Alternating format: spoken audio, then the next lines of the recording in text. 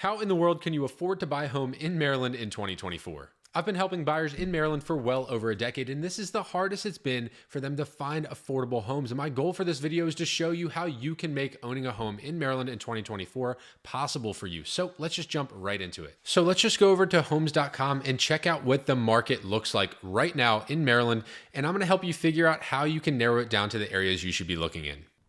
All right, so this is a map of all of the homes for sale in Maryland at the time of this video, which is 11,067 homes. So one thing I really want to point out is what changing the price range starts to do for you in Maryland. So if you're thinking about affordable homes in Maryland, I'm thinking something under the median price point, which right now is just over $400,000. So let's set it the max price here at $400,000, just to have an even number, and see what happens to the homes available. Okay, so you start to see a little bit more of a pattern forming. As we zoom in, you'll see more. Most of those homes are going to be in that Baltimore area, right in the city, right around the city, a little bit up and down what's called the I-270 corridor. And over on the east side of DC, this is Prince George's County here, which has some lower priced homes that you can get into. There are also some pockets in southern Maryland, which is this area here, Prince Frederick, La Plata, Lusby. It's just because there's not a lot of jobs down there. It's kind of out of the way. So those homes tend to go for a little bit less than areas up north, and also the Eastern Shore. There's just not much out on the Eastern Shore of Maryland, so you can easily get affordable homes out on the Eastern Shore. But again, with not much around, not many jobs, most people looking to move to Maryland are not looking to go there. So let's look at, that's every home type. Let's see where the detached houses are for under 400,000. We really start to see it shape up even more. You're sticking with that Baltimore area, PG County, Hagerstown, a little bit in Westminster, Western Maryland. I'm expecting to have a bunch. Yep, out in the Frostburg area.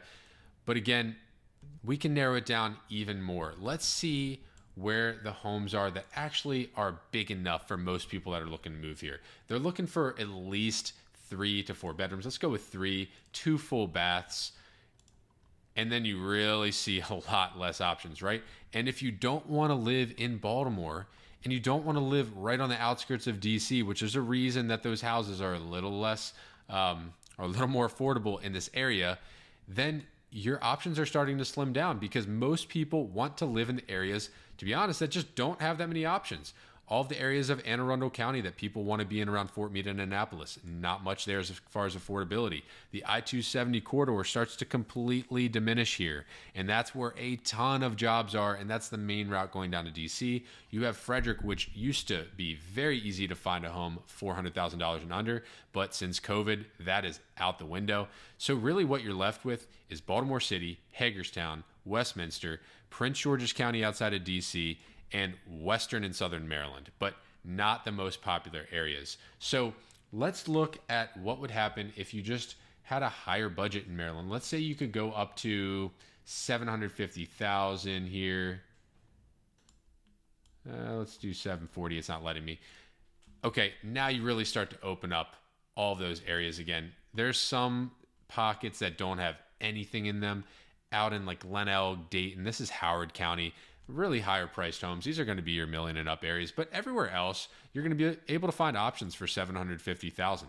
But if you're looking to shop under that, it's going to be a little more difficult for you. So the point of this video is to show you, well, how can you afford a home here then? Well, first, my clients that are affording homes in Maryland right now are mostly selling a home somewhere else, either out of state or in the state, and using that equity and that cash to buy the next home, which significantly helps them. But I'm assuming that if you're watching this video to this point, you either don't have a lot of equity in your home or you're currently renting. And that brings me to my first tip. And you're probably not going to like to hear this, but I think you should buy a more modest home.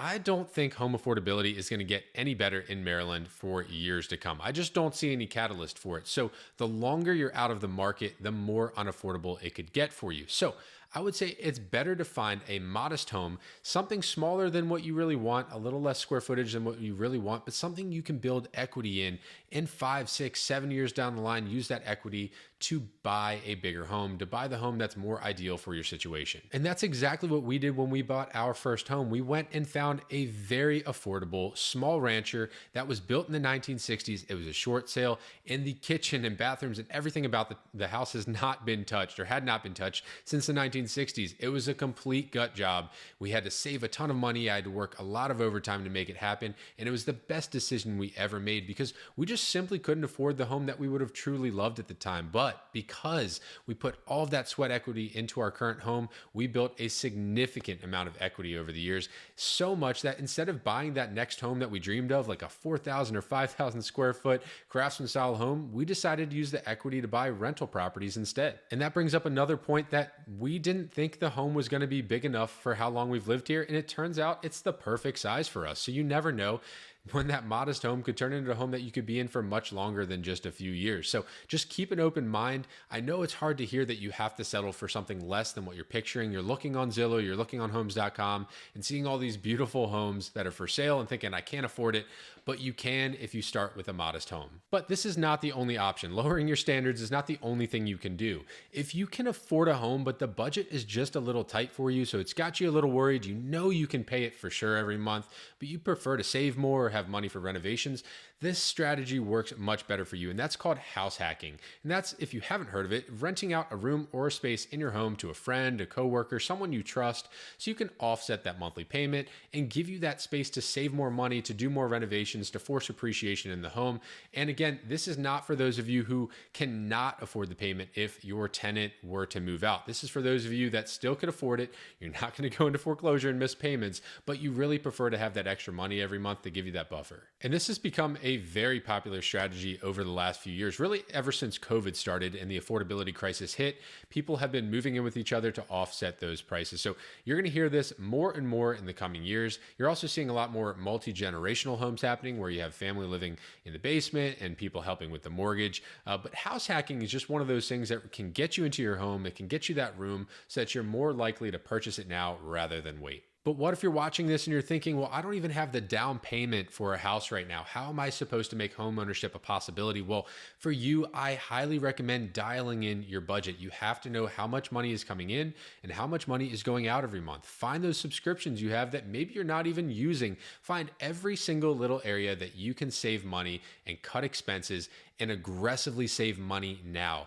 It's a terrible feeling. I see people with this all the time where their lease is up or they're just so tired of their landlord or problems they're having with their rental property and they want to move, but they feel trapped because they have not prepared. They haven't saved money. They haven't budgeted. They haven't looked at their credit score and made sure that they've been working on it for that time. So don't be that person. Make sure you plan. Check your credit score. It's free to go online and check it once a year at least.